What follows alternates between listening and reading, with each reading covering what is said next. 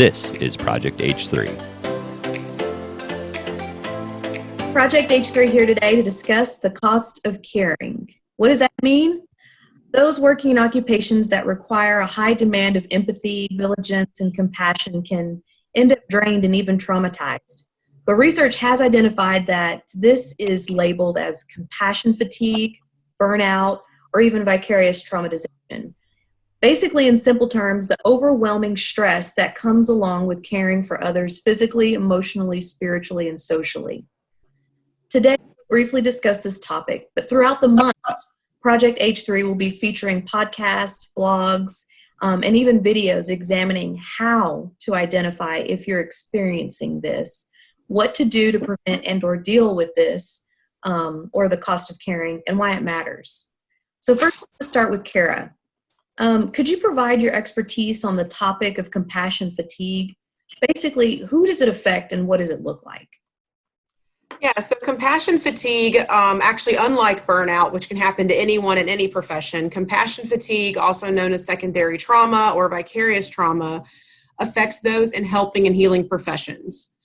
Not just being exhausted from work or being fatigued from working, it's related to the fatigue that comes from caring for other people and often the trauma that you experience from caring for other people and carrying their stuff. So compassion fatigue can often look like feeling very overwhelmed by your work, feeling very irritable and frustrated. Instead of being energized and ready to go when it comes to helping people, you find yourself annoyed and frustrated at their situations instead of feeling that compassion that you may have started your job with. And it also includes just this intense amount for a lot of people of wanting to quit, wanting to just leave the field that they're in and do some job that doesn't require that level of care and that level of giving of yourself on a consistent basis. So for me personally, I experienced it through even having almost like flashbacks of things my clients had told me happened to them, or laying in bed at night and worrying about my clients when I should be sleeping. It included some anxiety and irritability on my part that was abnormal. So there are a lot of different symptoms that do mimic burnout, but one of the biggest key differences is that this happens primarily in helping and healing professions, because we not only carry the stress of working a job and trying to manage our own families, but we're also carrying, when we're not really taking care of ourselves, we're carrying other people's stress and trauma and experiences with us as well. Man, that's good. I know that all of us here at Project H3 come from helping and healing occupations, so that's really great that you can share that with us. Brenda, as an executive, what advice would you give to those in leadership positions that are in caring, helping occupations? Good question. So referring back to what Kara just said, leaders themselves can also get burned out and experience compassion fatigue. And so in that role, I think it's important to monitor yourself, but I'm going to focus more on the role of the leader in leading other people. So as the leader, you're setting the tone for your department, your unit, and your staff. So you yourself need to be aware that compassion fatigue can happen. Make sure you're monitoring your staff all the time for signs and symptoms. And then every person is a little bit different. So at a very grassroots level, if you've got a very difficult, heavy patient, some nurses need to care for that patient every single time they're working so that they can have that closure of finishing up things. But others need to get rotated off of that patient because it's just too much and it's draining them. So that's a very individual thing there.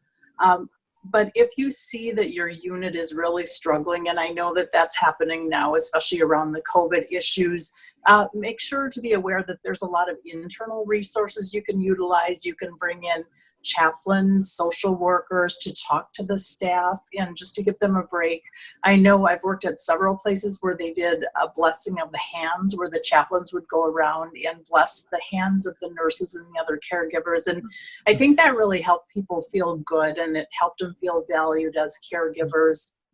And that's another important thing, is just to really show appreciation for the work people are doing, keep an open door policy. And don't forget about the night shift, because you've got to be available for them as well when they come in. And there's ways to implement a check-in process so that you can maybe have a board in the break room where each staff person can put a smile or a sad face or something by their name, just to show how they're feeling, so that the staff themselves can support each other. But just one reminder, we talk about work-life balance all the time, but as leaders and most people in healthcare, we don't really tell the truth on that, because we talk about it, but we don't really do it ourselves, and we don't provide that to our staff as much as we should either. So just a final thought, that as a leader, you are the leader. So everything comes from you downward. So it's important to make sure that you are the example. Be willing to jump in, take care of patients, give your staff a break, do things for them, and just be aware and be visible. Don't be that distant leader that nobody ever sees. That's great. I really look forward to hearing what we all have to share for the month coming up, talking about the cost of caring. Mark, what are some unhealthy ways that those in caring, helping occupations cope? Basically, what are some strategies you would recommend instead of those unhealthy ways as well?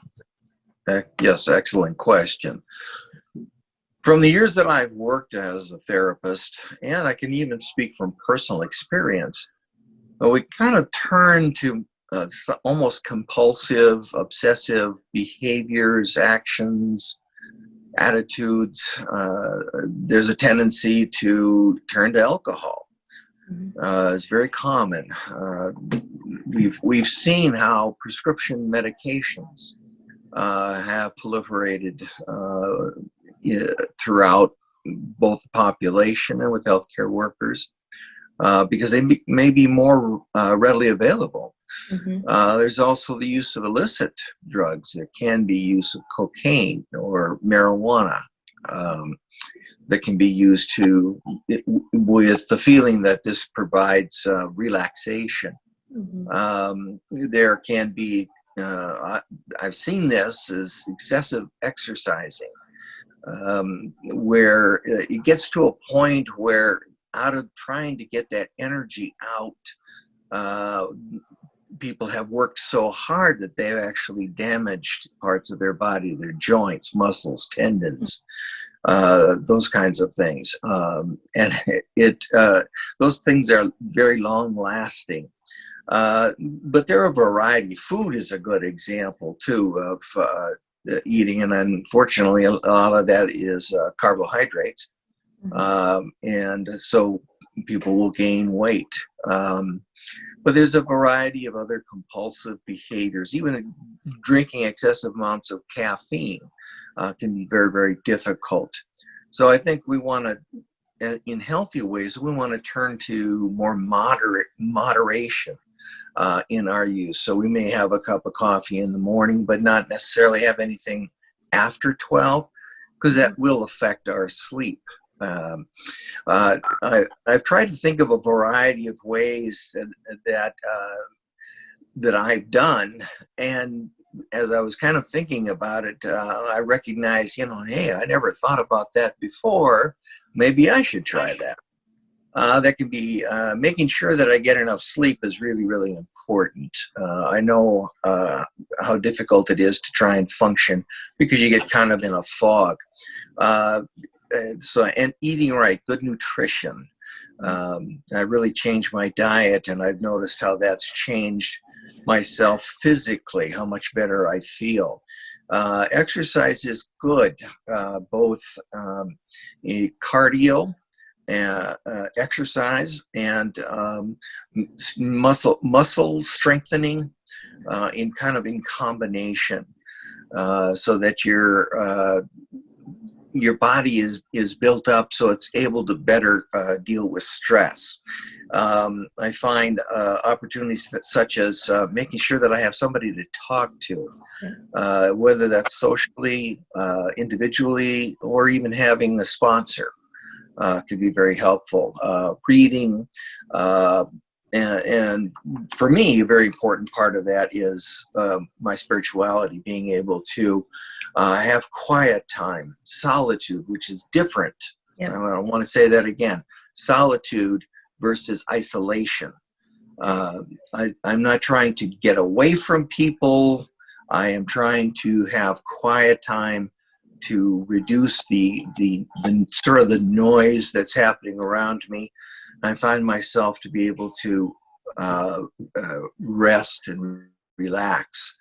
And cooking was something I found very, very interesting. Trying some sort of experimental recipes can be very good.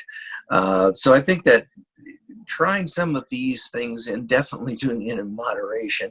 I have exercised and I feel stronger and more relaxed. And so I think that when I'm involved with someone, I can be at peace while I'm listening to their story and not really absorbing all of their energy into myself, which I think is really, really important.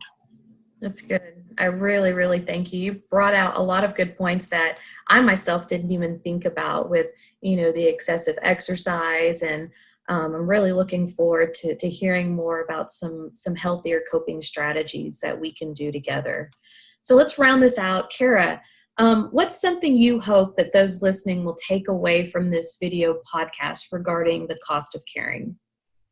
Yeah, I think really what I want people to understand is that we do work, those of us in these helping professions, we do work in a field that requires a lot of us. And it is okay to not be okay.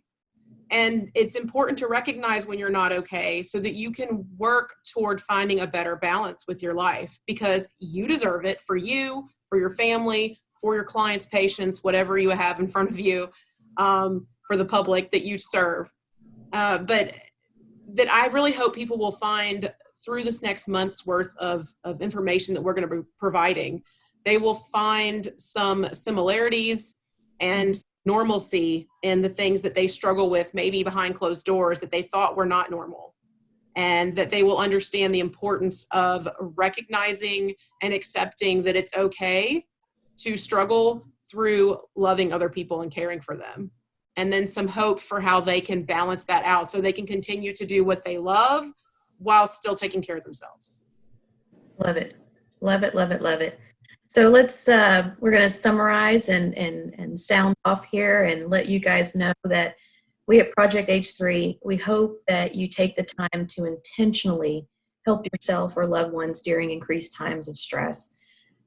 It's particularly important to make mental health or mental hygiene a daily practice. As Kara says, a shower today only washes off today's dirt. Or you brush your teeth for today's meal, not for tomorrow's meal. Meaning that you must be consistent with techniques and strategies that we here at Project H3 are providing you to address the stress and compassion fatigue regularly. That's what we're here to do. We're here to help.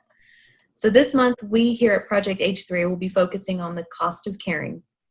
Not only was this the impetus for creating Project H3, but we all here are in helping and caring positions and helping occupations, and we understand the short and long-term effects that can be associated with not filling yourself back up, filling that cup back up. We give and give and give, and that's good, but we also need to give to ourselves. There's only one us. And if we want to continue to help and heal, we have to help and heal ourselves. So we just want to give you what we can and hope that we can help. From Project H3, we really appreciate you, and you're not alone.